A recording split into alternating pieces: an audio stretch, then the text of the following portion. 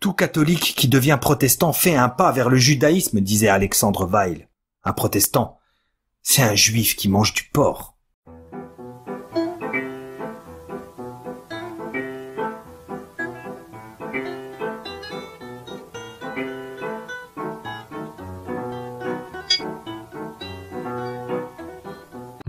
Mesdames, mesdemoiselles, messieurs, bienvenue. Le livre est une arme, chronique 35, intitulée « Le protestantisme assassin au XVIe siècle en France » de Michel Defaille. Ah, mes amis, vous en avez vécu des mensonges dans vos salles de classe durant votre adolescence. Pensez à la Deuxième Guerre mondiale, à la Première aussi, à toute la guerre froide, le Moyen-Âge, la Renaissance, tout un florilège de balivernes que l'on vous a enfoncé dans le crâne. Seulement, il en existe une baliverne dont on ne parle que très peu, c'est la guerre catholique. Protestants. Évidemment, les catholiques, maîtres de la France, omnipotents et fascistes nazis avant l'heure, persécutaient les protestants, religion axée sur la raison, donc plus proche de la vérité. Ils persécutaient donc ces protestants innocents et pacifiques, désirant simplement vivre leur culte. Mais la France royale, catholique, intolérante, ne le voyait pas de cet œil-là. Voilà. Résumé en quelques lignes, l'histoire de cette guerre de religion. La succincte pensée historique de l'écrasante majorité des gens aussi. Mais cette chronique, c'est donc une nouvelle vérité historique à réhabiliter. Nous voilà débarrassés du superflu, on va pouvoir aborder l'essentiel. Direct à l'essentiel. Alors les protestants prennent de l'ampleur dans le royaume de France au début du XVIe siècle. Ils veulent s'accaparer le pouvoir, si vous voulez. Toutes les régions furent touchées, mis à part peut-être la Bretagne et l'Auvergne. Les rois, les princes n'en ont cure. Ils ne luttent pas, contrairement à ce que l'on pourrait croire, ils ne luttent pas contre cette volonté de subversion des protestants. Ce qui énerva, par exemple, certains poètes comme Ronsard. Plusieurs de ses rimes sont très connues là-dessus. Il était plutôt virulent. Certains poètes étaient virulents, mais pas ce que l'on pourrait appeler les politiciens de l'époque. Car sachez-le, bien avant la Saint-Barthélemy, des exactions et autres violences anticatholiques furent orchestrées par des huguenots, souvent impunis. Et ça énervait Ronsard. Le premier roi à montrer les crocs acérés demeura François Ier. Disons que l'affaire des placards en 1534 l'avait quelque peu échaudé, on va dire.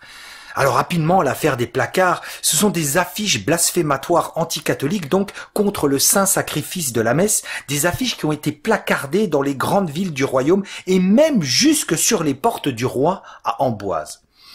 Bon, c'est une prise de conscience un petit peu tardive chez François Ier, cela dit. Henri II, son fils, prit le problème à bras-le-corps. Il promulguait plusieurs édits censés freiner l'ambition politique des protestants. Le dernier, l'édit d'Écouen, ne put, en 1559, être appliqué en raison de la mort suspecte du roi, justement. Cet édit exigeait ni plus ni moins l'expulsion des Huguenots de France. Ça, vous allez le voir à l'école, mais on vous explique pas pourquoi. On vous explique jamais les lois, par exemple anti-juives. On vous explique jamais d'où elles viennent. Et là, ces lois ou ces volontés d'expulser les Huguenots de France, on vous dit jamais d'où ça vient, comme si la haine venait d'un coup, comme d'un coup de vent. Ce qu'il est nécessaire d'avoir en tête, c'est que les calvinistes, ils sont suivis et organisés par Calvin, c'est très important, depuis la Suisse, et par Élisabeth Ier aussi depuis l'Angleterre. Donc ces calvinistes ont donc commencé à tisser leur toile, on peut dire, depuis des décennies dans le royaume de France. Ils ont des terres, ils ont des églises, ils ont une liturgie, et ils ont même leur ministère. Ils sont poussés par des personnes de la noblesse. Certains nobles, d'ailleurs, sont passés du camp catholique pour aller se convertir du côté des protestants. Ce que l'on appelait les hérétiques, évidemment, à l'époque. Alors, par exemple, citons, on a Antoine de Bourbon. Là, on parle de personnes très connues. Antoine de Bourbon, le prince Louis de Condé, ou Renée de France, par exemple, qui était la fille de Louis XII. En 1539, François II monta sur le trône.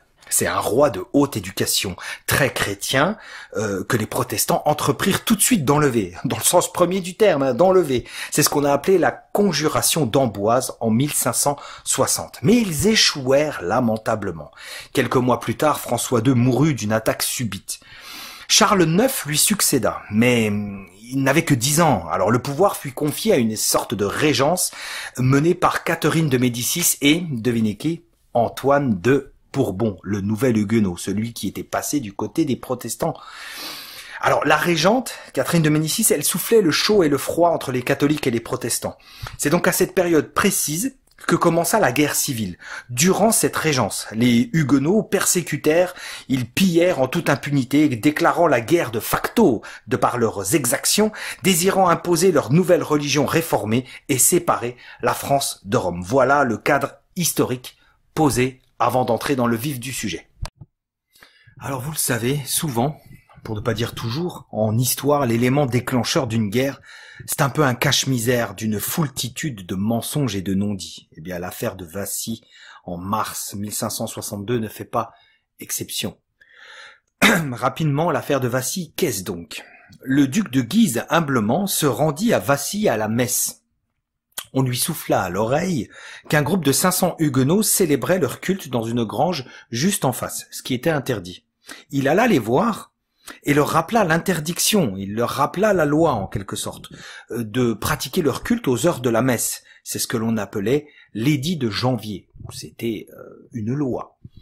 Les huguenots, au nombre élevé de 500, donc ce qui est quand même beaucoup pour faire face au duc et à ceux qui l'entouraient, se sentant menacés, donc ces huguenots se sentant menacés, balancèrent des pierres, blessant le prince et d'autres personnes qui l'accompagnaient. Les archers tout de suite ripostèrent et ça a donné une bataille. 23 morts en tout. 23. De suite, les protestants hurlèrent au massacre de Vassy comme si les catholiques, de leur plein gré, avaient décidé d'exterminer les protestants. Ça, c'était en 1562. Pourtant, donc, on nous vend cette histoire, historiquement parlant, en nous disant que c'est ce qui a provoqué la guerre civile entre catholiques et protestants. Mais pourtant, en 1561, 800 protestants à Montpellier n'avaient-ils pas massacré 250 catholiques, selon les PV de l'époque? À partir de là, les protestants se firent pressants. En 1572, en public, ils dressèrent même le plan d'une république. Notez bien, hein, une république. En 1572. Ils furent persuadés de prendre le pouvoir grâce à un certain jeu d'alliance qu'ils pensaient avoir. La Saint-Barthélemy passa par là, les chefs furent arrêtés et tués, excepté Condé qui abjura l'hérésie et revint dans le camp catholique. Ils n'abandonnèrent pas, loin s'en faut, et créèrent une province protestante, c'est-à-dire un État dans le royaume catholique. C'est ce que l'on a appelé les provinces de l'Union protestante en 1573, c'est dans le midi de la France. 40 000 Parisiens moururent en 1590 en faisant le siège de cet État pour empêcher Henri de Navarre de monter sur le trône de France. Les protestants avaient certes perdu politiquement, mais cela avait activé davantage encore leur rage et leur vengeance. C'est ce que nous allons voir. Évoquons maintenant l'iconoclasme huguenot. Au XVIe siècle, les huguenots furent les seuls à saccager œuvres d'art et édifices religieux. Et dont acte, puisque la preuve évidente de ce vandalisme religieux unilatéral, seuls les catholiques avaient créé des milliers d'œuvres d'art pendant tout le Moyen-Âge. L'art protestant n'existait pas. Même les observateurs étrangers le constatèrent comme l'ambassadeur de Venise. Mais alors d'où vint cet acharnement contre les lieux et autres créations catholiques? Eh bien, ça vient des prédicateurs Calvin et Luther qui avaient en horreur, qui abhorraient que l'on représentât Jésus, la Sainte Vierge et des saints s'appuyant sur l'Ancien Testament comme argument. À leurs yeux, cela conférait au crime. De Bèze désirait que les autorités détruisirent les crucifix. C'est un disciple de Calvin, lui. Vous imaginez jusqu'où il allait. Un autre comme Zwingli, l'humaniste, lui, prônait la destruction des églises. 1562 fut un peu le point culminant des dégradations, car avant cette date, nombreux furent les actes délictueux de masse, mais non plus isolés, si vous voulez. En 1561, à Montauban, 600 protestants incendiaient toutes les églises. C'était le 13 juillet en 1561, toujours à Nîmes. Le 21 décembre, 2000 protestants allument un feu dans la cathédrale et brûlent tout ce qu'ils trouvent. Archives, tableaux, reliques. En 1561, toujours à Agen, le 1er décembre, plusieurs églises dévastées. Même chose en Guyenne, à Vienne, à Orange, à Castres, à Foix. Tout le midi de la France est touché. Et vous l'avez compris, vous l'avez deviné, après le drame de Vassy en 1562, l'iconoclasme huguenot explose dans tout le royaume. Voilà quelques actes marquants. En 1562, donc, Gabriel de Lorges s'empara de la ville de Bourges et les soldats détruisent tout ce qui est sacré. Exactement la même chose avec les lieux de culte à Romorantin et les alentours par Condé. À Notre-Dame de Cléry, les protestants brisèrent le tombeau de Louis XI et brûlèrent ses os. Ils jouèrent aussi à un jeu de boules avec sa tête. Orléans fut prévisiblement une ville vraiment visée. Les 4 piliers de la cathédrale furent sapés. L'abbaye de Fontevraud, celle des Plantagenets gisants.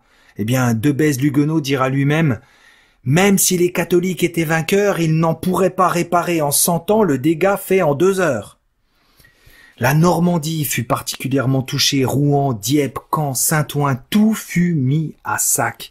D'autres pillés comme à Bayeux, à Avranches, Saint-Lô, à Caen, les abbayes bénédictines des hommes et des dames fondées par Guillaume le Conquérant furent saccagées. Dans la vallée du Rhône, l'auteur Louis Réau parle, dixit, la plus horrible traînée de sang et de ruines sous l'impulsion du baron des Adrets, un huguenot lui aussi très connu, qui a eu droit à plusieurs écrits contre lui. À Poitiers, tout fut brûlé. À Cluny, des pillages. À Vézelay, le trésor de Saint-Louis fut pillé. C'est vraiment une succincte idée de toutes les exactions commises. Jean de Montluc, évêque de Valence, évoqua le nombre de 20 000 églises ravagées et 2000 couvents. Comprenez bien que tous ces actes impitoyables et violents furent assortis de blasphèmes qui en disent long sur l'état mental des huguenots. Citons par exemple à l'abbaye de Saint-Florent de Saumur le moment où les protestants s'emparèrent du corps de Saint-Florent en chantant et en pratiquant des jeux de mots à partir de son nom. À Bourges, faire traîner une image arrachée à la cathédrale dans les rues, puis la brûler devant les gens. Insulte à caractère scatologique. Tiens, ça ne vous rappelle rien, ça ne vous rappelle pas le Talmud avec Jésus par exemple? Ou encore déféquer dans les bénitiers. Ouais. Ah, là aussi, bizarrement, renseignez-vous, c'est une pratique très très courante chez les Israéliens. Quand ils arrivent à un endroit, l'armée israélienne, ils ont pour coutume de déféquer à cet endroit. L'armée, je veux dire, et aujourd'hui encore. Renseignez-vous, faites vos recherches. Cherchez du côté du Liban, par exemple. Ajoutons à cela les grands crucifix qui servirent de défouloir à la boxe pied-point.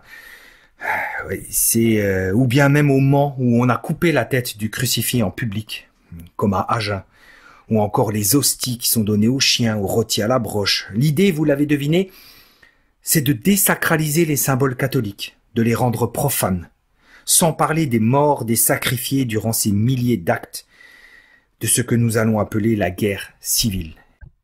Les massacres protestants, maintenant, le point culminant de l'horreur.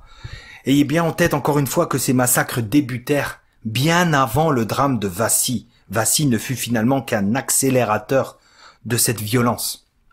Par exemple, en 1560-1561, nombre de catholiques furent tués et massacrés lors des prises des églises par les huguenots, à Montauban, à Montpellier, à Sénez, à Riez, à Fréjus. À Montpellier, par exemple, 200 catholiques égorgés, 40 cadavres déterrés, les entrailles ouvertes. En 1562, à Bayeux, les tortures les plus ignominieuses furent pratiquées, que je ne rapporterai pas ici. Je dois choisir de ne pas vous dire certaines choses. Sur les moines, bien souvent. Vous allez voir peut-être dans la conclusion pour quelle raison. Ils choisissaient les moines. À Montbrison, 800 personnes massacrées. À Lauzerte, il y eut 567 victimes, selon Debèze lui-même. Il existe même la Michelade. La Michelade, c'est le nom donné à un grand massacre de catholiques à la Saint-Michel, le 30 septembre, dans tout le Midi, en 1567. On a donné un nom à un massacre. On y tua même le premier consul de la ville de Toulouse.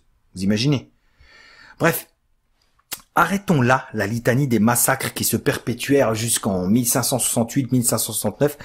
Les principales victimes, les preuves sont là, sans débat possible, au XVIe siècle furent les catholiques. Leur nombre de tués est 10, 15 fois plus important que celui des protestants.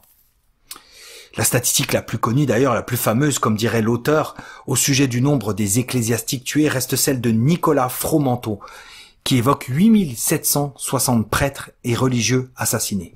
On ne parle pas des civils, hein, seulement des religieux. Seulement, l'histoire ne s'arrête pas là. L'histoire ne s'arrête pas à des massacres.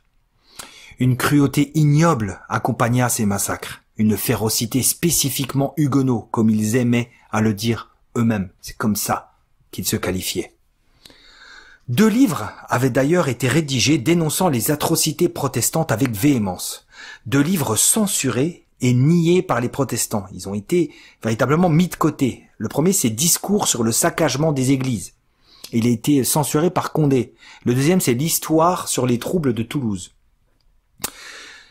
Alors, vous allez me dire, alors on ne peut pas savoir ce que dans les détails tout ce que les protestants ont pu faire, parce que ces livres ont été censurés. Eh bien, non.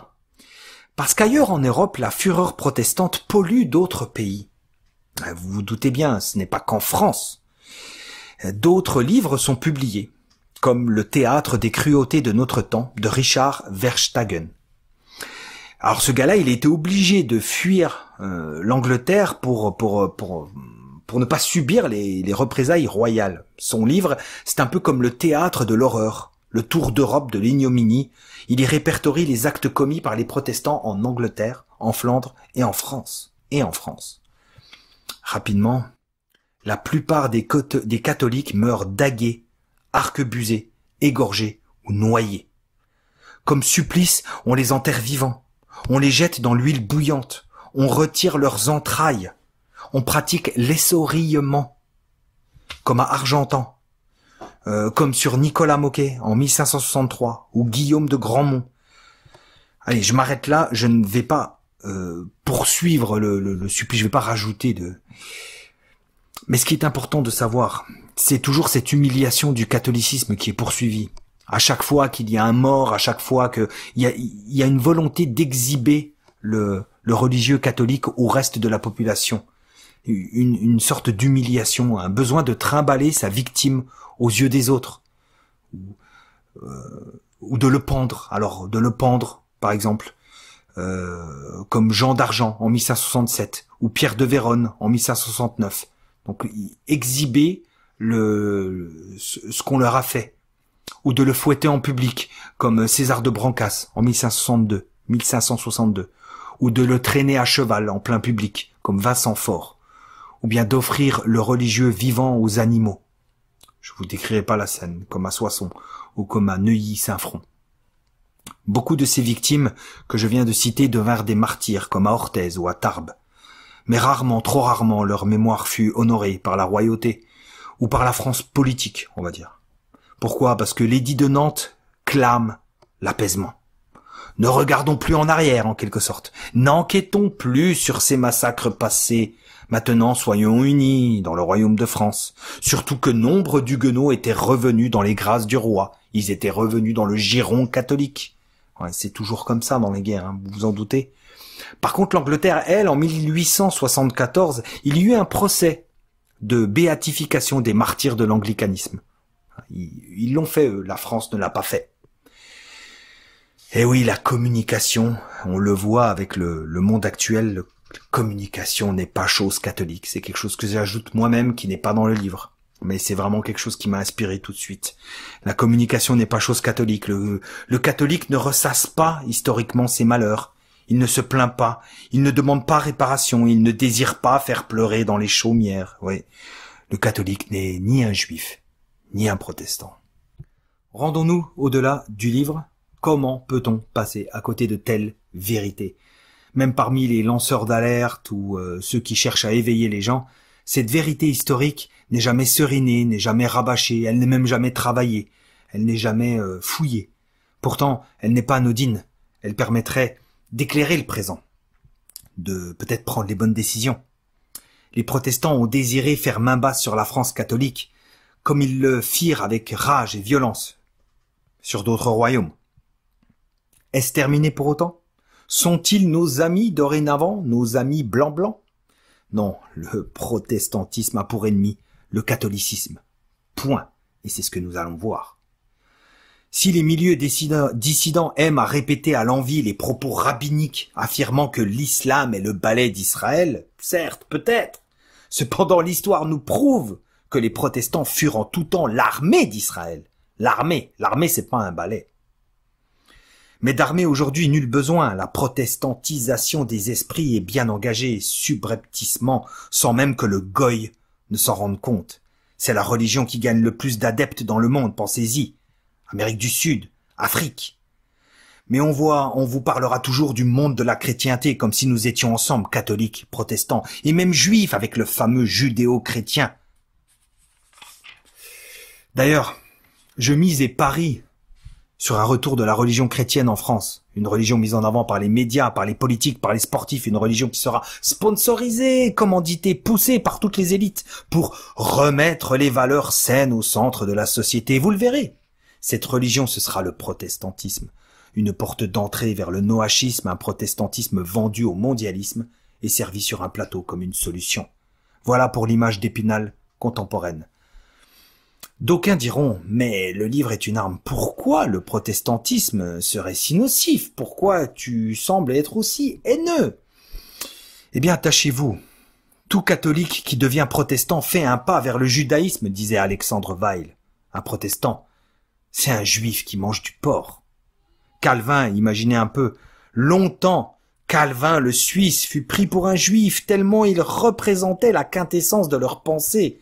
L'on affirma que son nom dérivait de Cohen. Quant à Luther, certes, il eut quelques saillies anti-judaïques comme Voltaire à son époque et d'autres. Néanmoins, son protestantisme littéral n'est que la lecture classique de la Torah, ce littéralisme typiquement juif à travers la lecture du Talmud. Allez voir notre vidéo 6. Et que dire de Zwingli? Quant au protestantisme triomphant actuel, il est incarné par les États-Unis qui nous abreuvent de leur pensée judéo-protestante. Valérie Bugeaud, avec justesse et sagacité, nous parle du droit anglo-saxon, d'aspiration protestante qui nous domine, auquel nous sommes soumis. Pensez simplement à la marchandisation de l'homme.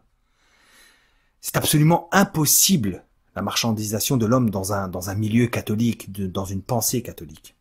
Un jour peut-être je mettrai sur pied un hors-série dans lequel j'exposerai comment les catholiques furent traités à leur arrivée aux États-Unis, maçonniques. Ils étaient des parias, pires que les Noirs.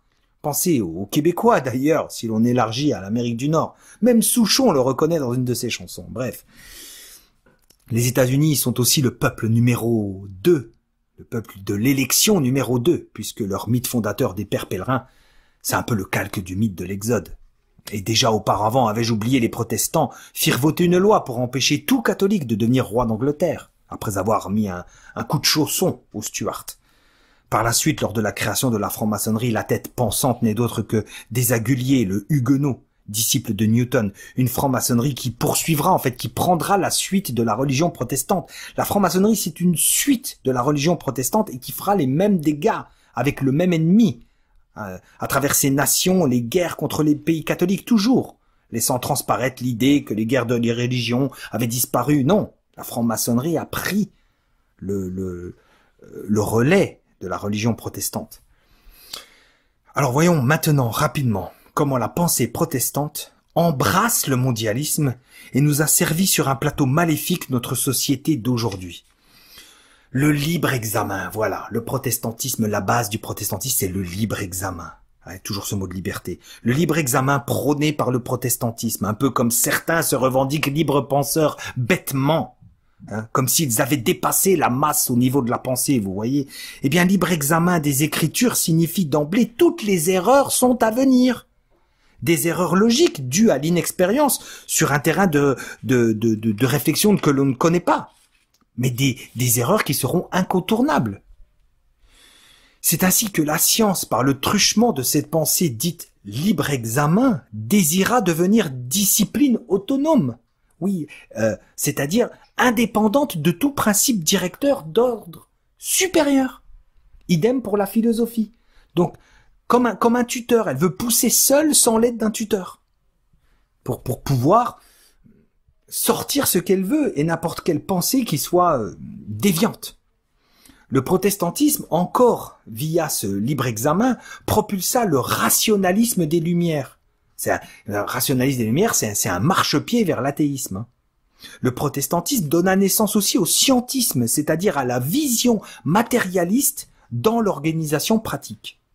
Donc voilà en quelques mots une description de notre monde actuel. Tout ce que je viens de détruire, c'est notre monde d'aujourd'hui, notre pensée d'aujourd'hui. Colonisés que nous sommes par la pensée protestante, toujours sous couverture de liberté, hein.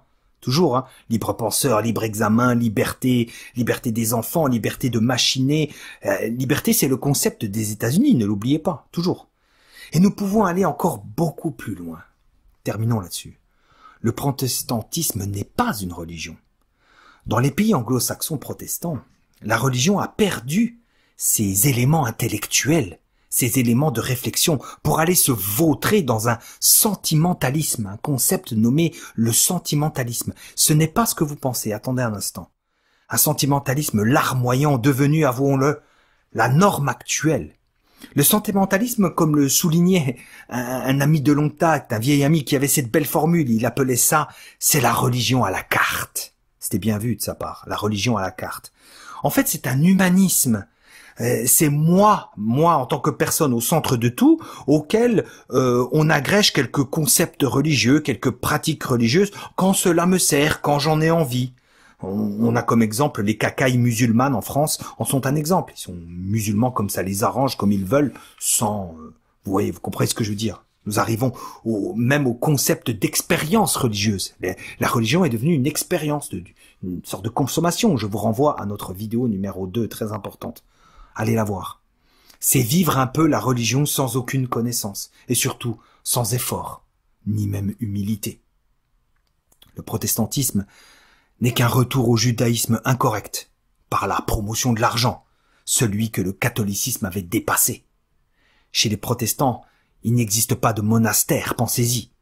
Donc pas d'ascèse, pas de réflexion sur soi, sur le monde, ou même de dialogue avec Dieu. Dans notre vidéo sur l'enfant roi, je disais que pour créer, il fallait le silence, il fallait la solitude, et pour aller toucher Dieu, il fallait cela. D'où les monastères. Pas de monastère, mais alors comment contrôler la pensée du fidèle, puisqu'il n'y a pas de monastère? C'est ainsi qu'est née dans la pensée protestante l'idée du confessionnalisme. Attention, le confessionnalisme n'a rien à voir avec la confession catholique. Rien à voir, c'est un concept différent. Le confessionnalisme, c'est un principe protestant destiné à contrôler la formation de la personne ou du fidèle sur le plan religieux par l'État moderne.